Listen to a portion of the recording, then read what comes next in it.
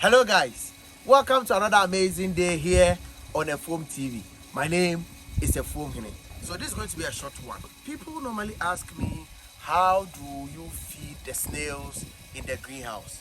Now, it is 4:30, almost 5 o'clock, and then we are going to feed the snails, and I just wanted to let you know or take you through how it is done. So you can see these are pawpaw fruits and leaves that has been sliced nicely into small pieces so that it is easy for the snails to consume. So here we have one greenhouse that we are going to feed the snails in. You can see we have fully provided the walkway throughout the greenhouse, and you can see the crops have grown very nicely, providing a very good kind of shade for the snails.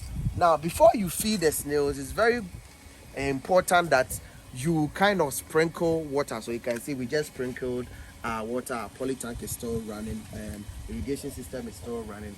So it is very important that you sprinkle water to kind of refresh the snails and kind of let them come up to eat. So when you enter, you place the feed at vantage points, and it is important to ensure that wherever you choose to feed the snails consistently, that is where we are going to put the feed all the time. So this is one plate feeding platform, and you see this is where we keep it, and you can see some snails around. All these are some of the snails, some of them lying over there all over the place. So this is one piece of feeding platform. If you come down here, we have another feeding platform here, and then we have a lot of the snails to here. Okay, so a lot of the snails, and you can see the crops. We have a dwarf banana there growing very well.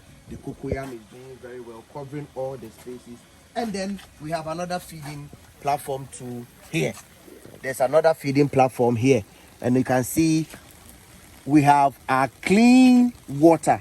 As we always say in our videos, it is very important that you ensure that there is clean water for the snails all the time. So every morning we take the water out, we wash the bowl, and then we bring it back in filled with clean water. So these are the snails. You see some of them, as soon as you sprinkle water, you see them coming out to feed. If you lift this shrub like this, you see there are a lot of snails that are here, and this is what you want to see in your greenhouse. The snails doing very well. You can see all these are live snails. All these are live snails, and they are all doing very well. They are all doing very well. So this is an active, well maintained greenhouse. This is an active, well maintained greenhouse, and this is what we want to see from our clients, that they are doing what we teach them, and they are actually improving on adapting to the changes in the greenhouse, because the rearing of animals in general mostly is by observation. It is very important that every farm is different from the other farm.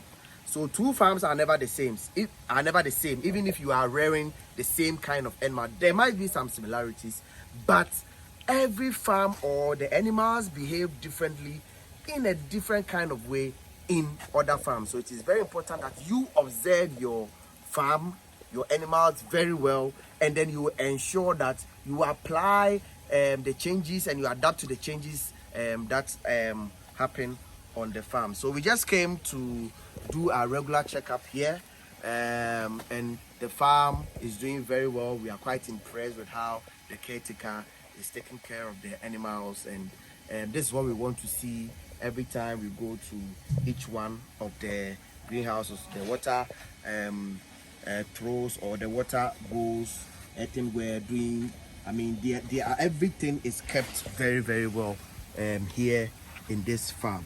So there are 5 other rooms in this greenhouse built by a Fumu, and this is one of our most advanced greenhouse, ultra modern, that we built. We are very happy with this work that we did here. And there are 5 other rooms that are also there. This greenhouse is 20 feet by 30 feet, 20 feet by 30 feet, and we have 5 other rooms, 20 feet by 30 feet each. And you can see we have a 5,000 liter poly tank supplying water, and that's part of our irrigation system helping us, maintain care and well-being of the snails on the farm. So I'm happy to come your way with whatever we are doing here, and I hope that you also learn something from what you are doing. It's also very important that from time to time you change the feed. Okay, so it's not always that you are going to feed pawpaw. Sometimes you feed cocoyam leaves. Sometimes you feed cassava leaves, bitter leaf, moringa, ripe plantain. So there are different kinds of feed, over 50 species or different types of feed that you can give snails. And again, we have formulated feed. Formulated feed is done by us, the snail rearers, so that it also kind of it helps the snails to, especially when they are laying, to lay more, and also it gives them a lot of weight. So that's also formulated feed that is made by us, and then you give that to them maybe once or twice every week to help the snails grow fast and then gain a lot of weight as you decide, even if you decide to sell them. So thank you very much. We keep, proceeding or advocating for animal farming everywhere you are. We believe that farming is the best approach to cure the unemployment rate in this country. Africa has a teeming youth.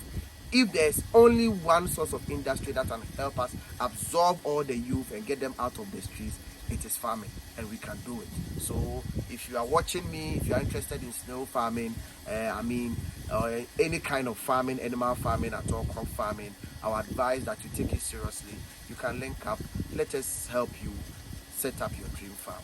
My name is Efomini. See you another time on one of our most educative videos. Bye bye.